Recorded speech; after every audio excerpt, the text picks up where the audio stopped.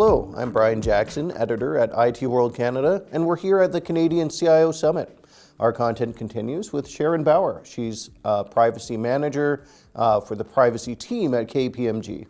Thanks for joining us. Thanks for having me. And you gave a great presentation this morning about GDPR. And for those of us who are still getting used to that acronym, just refresh us. What does it stand for? What is GDPR? So it's the General Data Protection Regulation, and it's an EU regulation. It's quite robust and prescriptive.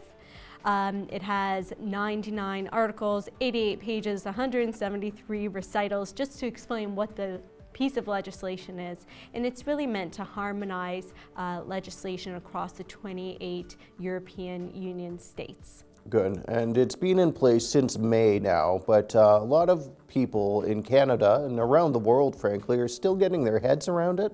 And you had this really useful chart of, does GDPR apply to you or not? Can you take us through that? Yeah, absolutely. So Canadian businesses need to obviously consider whether GDPR applies to them here in Canada. The way I've broken it down in my chart is you can look at it in three ways. Number one, if you have any employees or offices in the EU, then the GDPR will apply to your business. Mm-hmm. If you're selling any services or products to EU citizens via web, app, cookies, the GDPR will apply to you as well. And then lastly, if you are a processor that monitors human behavior of EU citizens and you're processing their personal information, then the GDPR will apply to you as well. Okay, good to know. And let's just dwell on that word processor, because the GDPR has this idea of data processor and a data owner, right? Data controller. Controller. That's okay, right. So what do those definitions mean under the GDPR? So as a controller, you are the business that will collect, use, and disclose the personal information. You are collecting that personal information. As the processor, we usually see them as third-party vendors. You are you're processing that information for the controller. Okay, and when you were talking about this, you also had a bit of a footnote at the end of that, so you could use the chart, decide, okay, does GDPR apply to me or not? But then you said, it might be a good idea to get on board now, even if it doesn't apply to you today, because it's likely that Canada's privacy legislation, PIPEDA, the legislation that affects the privacy sector, the private sector, is going to become tougher. And Daniel Therian, he's asking Parliament, in fact, for more powers, and he did so in his report to Parliament just last week. So tell us about how it's likely that even Canadian organizations will have to upgrade their privacy efforts. Yeah, that's right. So if GDPR doesn't directly apply to you because you don't fit under the three categories that I had mentioned before, GDPR will indirectly apply to you. Currently, Canada has an adequate standing in the eyes of the EU. That means that PIPEDA is prescriptive enough that it protects personal data, and the EU recognizes that.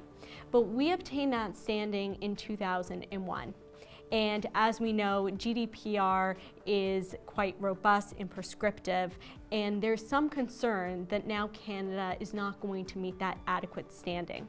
And if we don't, then we're going to have trouble getting EU data to transfer from the EU into Canada. So Daniel Therian is making some recommendations. There are approximately 19 recommendations to amend PIPEDA, we haven't seen amendments in quite some time to PIPEDA. And some of those amendments include creating stricter guidelines when it comes to obtaining consent from data subjects, incorporating privacy by design, creating some guidelines in terms of algorithmic transparency, and also providing the Privacy Commissioner some more the ability to have more power, where they can fine organizations, businesses for not complying with PIPEDA, which currently they cannot.